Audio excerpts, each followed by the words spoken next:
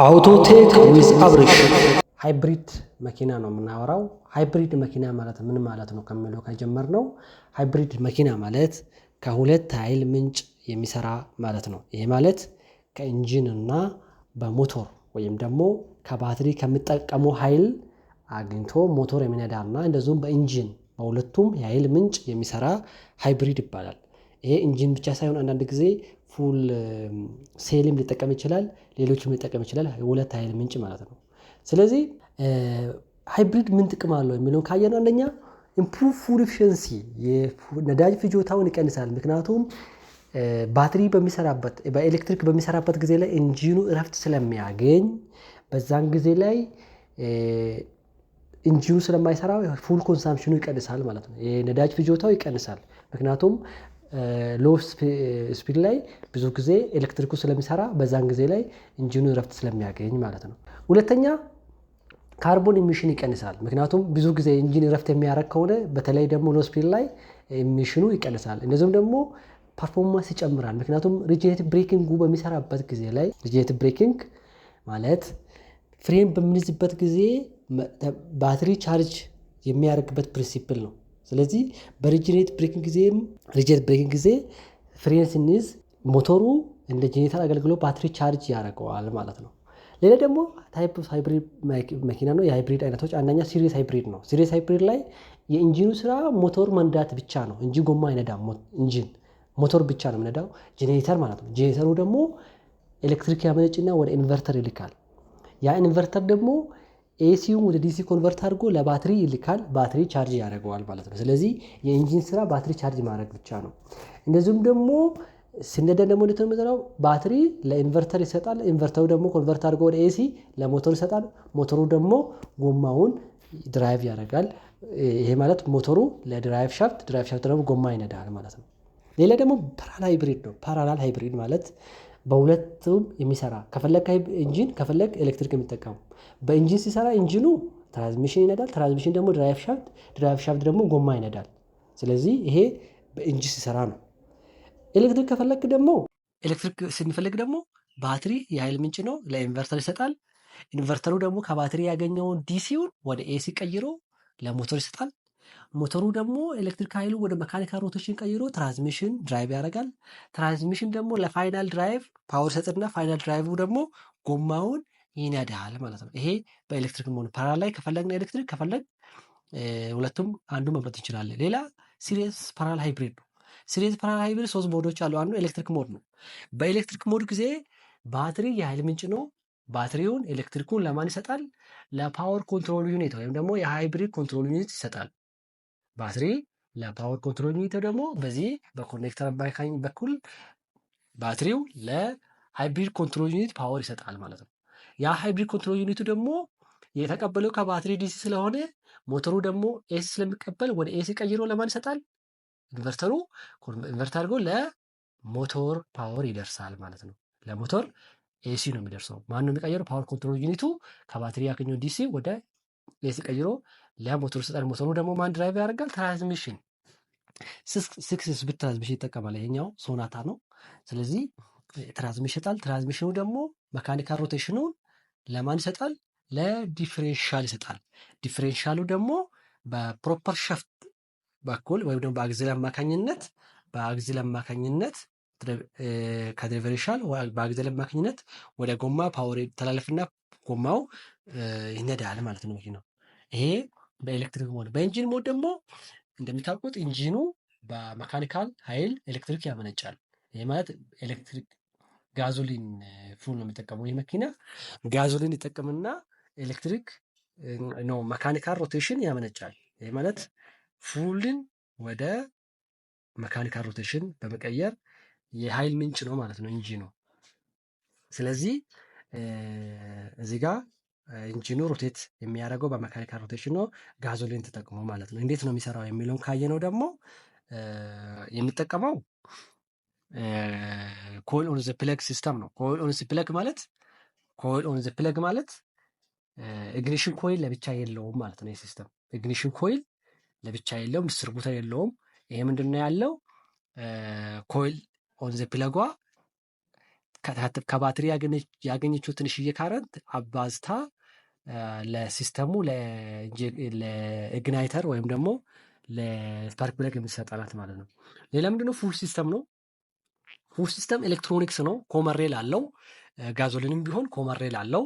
ስለዚህ በኮምፒውተር ነው ኮንትሮል የሚደረገው። ኢንጀክተሩ እያንዳንዱ ኢንጀክተር በታይሚንጉ ጠብቆ ኢንጀክት እንዲያደርግ የሚያደርገውም ኮንትሮል የሚያደርገው ኮምፒውተር ነው ማለት ነው። ኮምፒውተሩ ነው ይህን ኮንትሮል የሚያደርገው።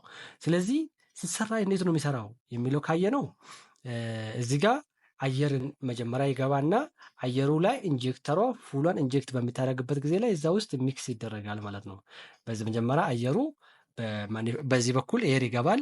ኤሩ ሄዶ ማኒፎልድ ውስጥ ሲገባ ወደ ማኒፎልድ ውስጥ ታይሚንጉን ጠብቀው ኢንጀክተሯ ኢንጀክት ታደርገዋለች።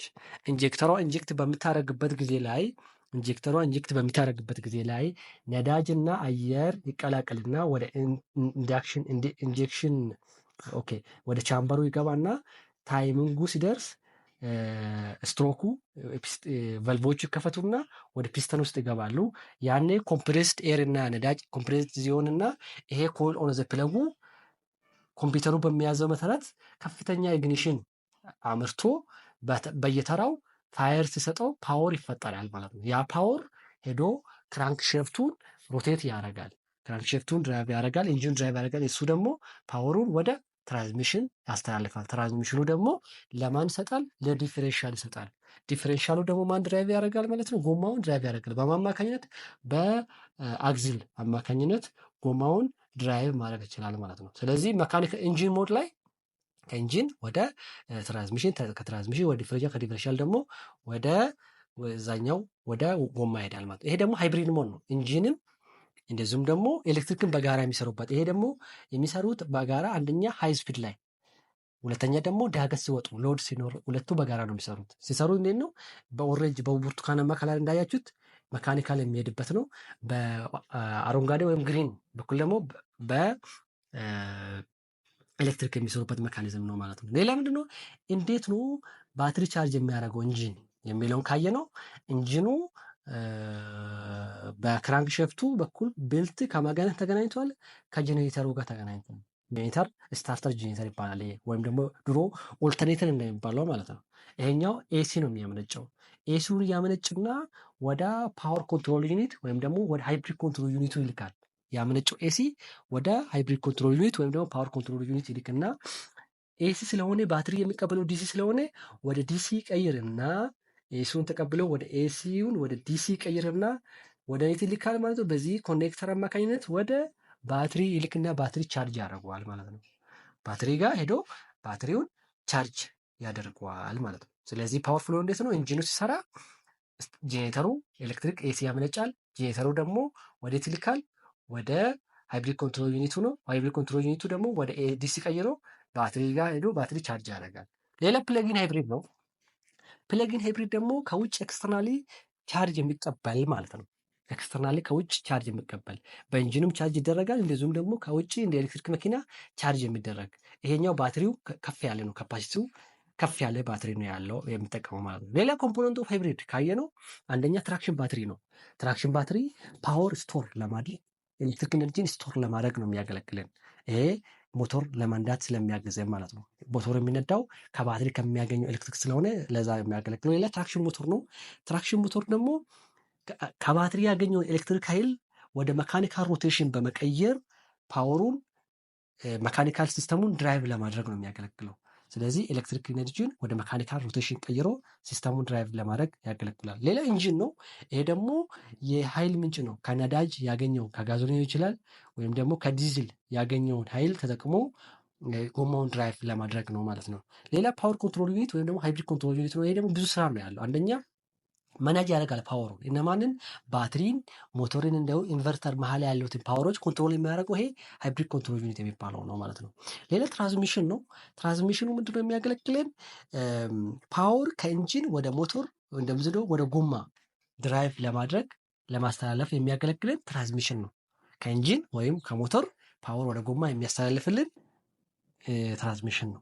ሌላ ዲሲ ቱ ዲሲ ኮንቨርተር ነው። ይሄ ደግሞ ምንድነው? ከፍተኛ ቮልቴጅ ወደ 270 ነው ይሄ መኪና ያለው ወደ 12 ቮልት ቀይረው ከ12 እስከ 15 ቮልት ቀይሮ ለባትሪ ቻርጅ ለማድረግ 12 ቮልት ባትሪውን ቻርጅ ለማድረግ እንደዚሁም ደግሞ ለአክሰሰሪዎች ካረንት ለመስጠት ያገለግላል ማለት ነው። ሌላ ስታቢላይዘር ነው። ይሄ ደግሞ ምንድነው? ኢንጂኑ ስታርት ለማድረግ ያገለግላል። አንድ ሁለተኛ ደግሞ ኤሌክትሪክ ያመነጭና ያ ያመነጭ ኤሌክትሪክ ባትሪ ቻርጅ ለማድረግ ያገለግላል። ሁለት ስራ ነው ያለው። ኢንጂኑን ያስነሳል፣ እንደዚሁም ደግሞ ኤሌክትሪክ አመንጭተው ለባትሪ ቻርጅ ለማድረግ ያገለግላል። አድቫንቴጁ ሃይብሪድ ካር የሃይብሪድ ካር ጥቅሞች ምንድን ናቸው? አንደኛ የፉል ፍጆታ ይቀንሳል። ፉል ኤፊሽንሲውን ይጨምር ያደርጋል። ምክንያቱም ኤሌክትሪክ ሲስተሙ በሚሰራበት ጊዜ ላይ ኢንጂኑ እረፍት ስለሚያገኝ በዛን ጊዜ ነዳጁ ይቀንሳል እና የሚጠቀሙ ነዳጅ ፍጆታ ይቀንሳል። ሌላ ሪጀነሬቲቭ ብሬኪንግ ነው። ይሄ ደግሞ ምንድነው? በኤሌክትሪክ ሲነዳ መኪናው ፍሬን በምንይዝበት ጊዜ ላይ ኤሌክትሪክ ያመነጫል ሞተሩ፣ እሱ ደግሞ ተመልሶ ባትሪ ቻርጅ ያደርጋል። ይሄ ሪጀነሬቲቭ ብሬኪንግ ይባላል። ስለዚህ ይሄ ደግሞ መስራት የሚችለው ኤሌክትሪክ ሲስተም ያለው መኪና ስለሆነ ነው። ይሄ ደግሞ ሃይብሪድ ላይ ስላለው እሱ ደግሞ ፍጆታ ለመቀነስ ያገለግላል። ሌላ ዲስአድቫንቴጅ አንዱኛው ዋጋው ውድ ናቸው። ሃይብሪድ መኪኖች ባትሪ ለመቀየር በጣም ውድ ናቸው። ለመጠገን ኮምፕሌክስ ናቸው። እንደዚሁም ደግሞ በኤሌክትሪክ ሬንጁ የሚሄደው ትንሽ ፍጥነት ብዙ ኪሎ ሜትር አይሄድም ማለት ነው እንደ ኤሌክትሪክ መኪና። ይሄ ዲስአድቫንቴጅ ነው። ዩቲዩብ ሰብስክራይብ በማድረግ የበለጠ የአውቶሞቲቭ በአማርኛ እንዲሰራ ሼር እና ሰብስክራይብ አድርጉ። አመሰግናለሁ።